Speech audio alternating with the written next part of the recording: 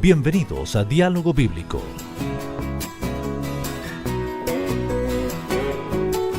Qué grato es estar con ustedes, amables oyentes. Muy bienvenidos a su programa Diálogo Bíblico.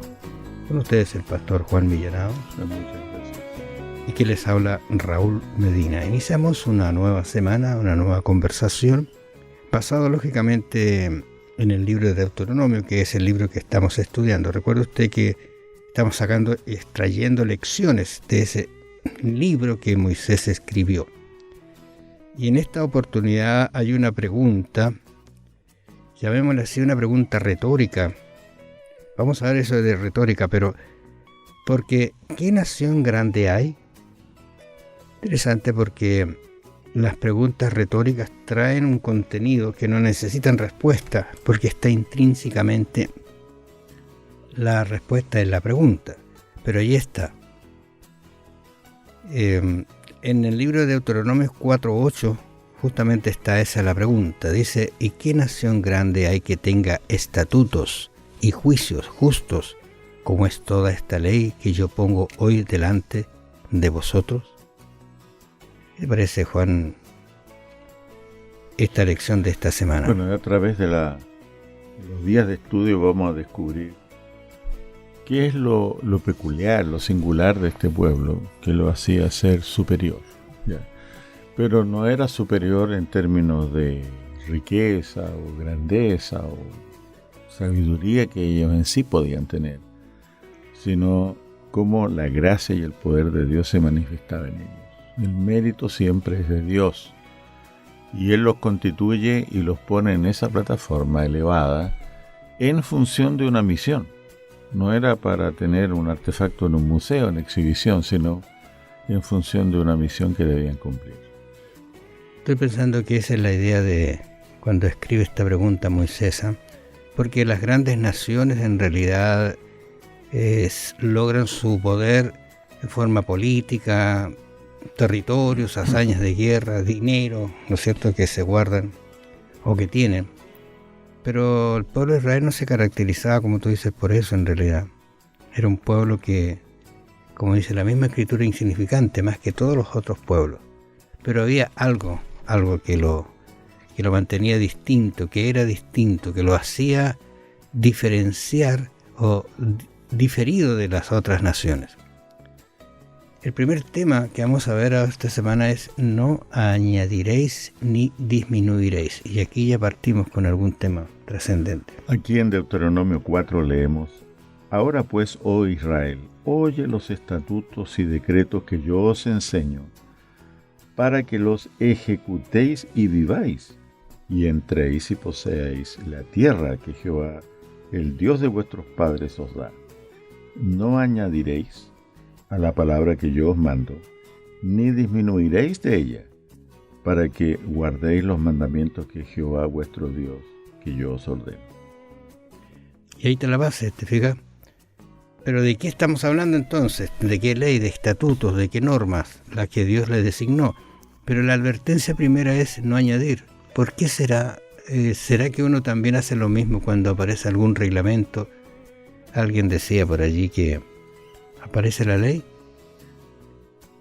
y ya aparece voy a decir, contraley. La trampita. O la trampita. ¿Cómo se puede salvar? Porque ese es el estudio a veces que se hace de persona. El problema es que en la añadidura o en la disminución se desnaturaliza el mensaje original. Se prostituye el mensaje original. Pierde sentido, pierde eficacia. Y me parece que esta iniciativa de añadir o disminuir es una iniciativa del enemigo de Cristo y el enemigo de las almas, que de alguna manera quiere desvirtuar el mensaje de salvación de Dios. Ahora, cuando tú hablas del mensaje de Dios, es justamente eso, es sacar a Dios o disminuir esa autoridad que tiene Dios frente a ese pueblo. O sea, deshonrar a Dios en realidad, añadiendo. Incluso hay algunas advertencias en los libros de Apocalipsis finales de no añadir ni quitar de esta ley. Ahora en Deuteronomio 12:12 dice: cuidarás de hacer todo lo que yo te mando, no añadirás de ello ni de ello quitarás. Fíjate, es reiterativo esto, porque estábamos leyendo el capítulo 4 de Deuteronomio. En el 12 vuelve a repetirse esta misma idea, no añadir. Porque tú sabes que si tú añades algo y no te queda bien, vuelves otra vez a seguir urdiendo, buscando una solución, pero que te acomode a quién. Claro. Ese es el problema. Buena. Claro, ese es el problema. Y allí en Mateo 15, fíjate, Jesús dijo, y hay una situación bastante interesante en el libro capítulo 15 de Mateo, donde Jesús se encuentra con estos famosos amigos que andaban detrás de él, ¿no? Los reprende a ellos justamente por lo que están haciendo. Dice, entonces se acercaron a Jesús ciertos escribas y fariseos de Jerusalén diciendo, ¿por qué tus discípulos quebrantan la tradición de los ancianos? ¿Por qué no se lavan las manos cuando comen pan? Esa es la interrogante, la pregunta que hacen. ¿Qué había pasado con ellos? ¿Qué es lo que tenían? ¿Cuál era el entorno de esta pregunta? ¿Por qué? Porque Jesús le va a responder diciendo, ¿por qué también vosotros quebrantáis el mandamiento? Fíjate. Y Jesús le está diciendo el mandamiento de Dios por vuestra tradición. Y aquí está el problema, me parece, Juan, ¿no es cierto? Uh-huh. La tradición puede pasar a llevar los estatutos, las tradiciones humanas. Probablemente buscaban ellos establecer algún estatus especial delante del pueblo, quitando o añadiendo preceptos, ¿no? Y por supuesto nublando la autoridad de Dios. Así que esto no solamente estaba ya en los días de Moisés, sino que también en los días de Cristo el Señor se encontró con la misma fenómeno, preceptos humanos, tradiciones humanas, por sobre lo que Dios había recomendado. En ese sentido, el mensaje de Dios es tan simple que hasta los niños lo pueden entender. ¿Ya? Pero el mensaje de los hombres tiende a ser retorcido, con significados ambiguos, ¿no es cierto? Y ellos luego se abrogan la autoridad para desentrañar, entre comillas, esos misterios que ellos mismos han creado. Ahora, ¿qué de malo tenía lavarse las manos? Yo creo que esa recomendación hoy día es muy presente, muy activa, es recomendable. Y no solamente antes de comer, sino por la pandemia, ¿no? Por la pandemia, ¿no? Pero en general, fíjate, antes ya los padres insistíamos en que se laven las manos antes de comer. Claro. Pero algunos autores han dicho que es mucho más productivo a la larga mantener limpia la mente de los niños más que las manos, ¿no es cierto? Porque insistimos en lávate las manos, pero le entorpecemos su crecimiento mental con distintos estímulos, ¿no es cierto?